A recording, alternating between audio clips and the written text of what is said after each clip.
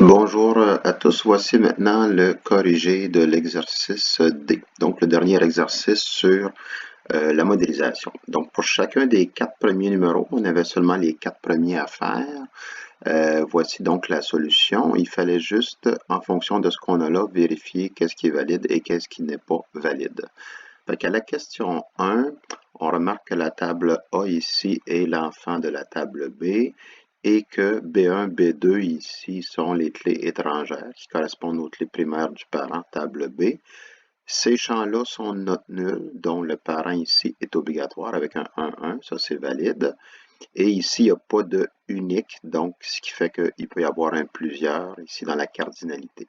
Et on remarque finalement que ces deux clés étrangères-là sont pas clés primaires, donc la relation ici est sans identification. Donc tout était valide ici. La question 2 maintenant, on voit que la clé B1 ici, qui est la clé étrangère dans la table A, qui est l'enfant, on remarque toutefois qu'il y a le caractère d'unicité ici, ce qui fait en sorte que normalement on devrait avoir ici seulement un 1 comme ça ou un 0, 1, ce qui n'est pas le cas. Donc ça, c'est invalide. On remarque que B1 est not nul. Ça, c'est valide parce que le parent est obligatoire.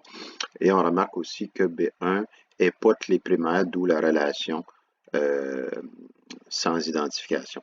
Donc, vous voyez ici que ce qui est invalide, c'est le U1 ici, là, qui ne devrait pas être là. Maintenant, la question 3.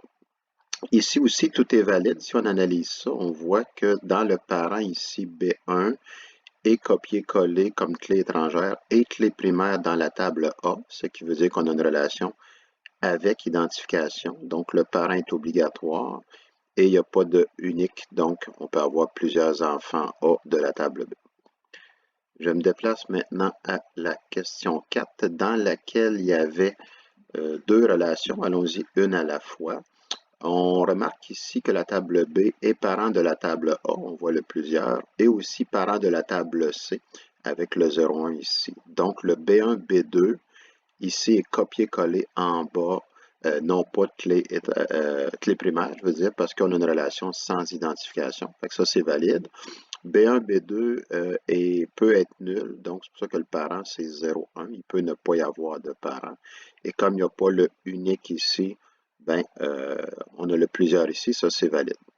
Pour la deuxième relation maintenant, on a ici une relation avec identification, avec le trait plein. C'est pour ça que B1, B2 est copié-collé ici à la fois clé primaire et clé étrangère. Ça c'est bon.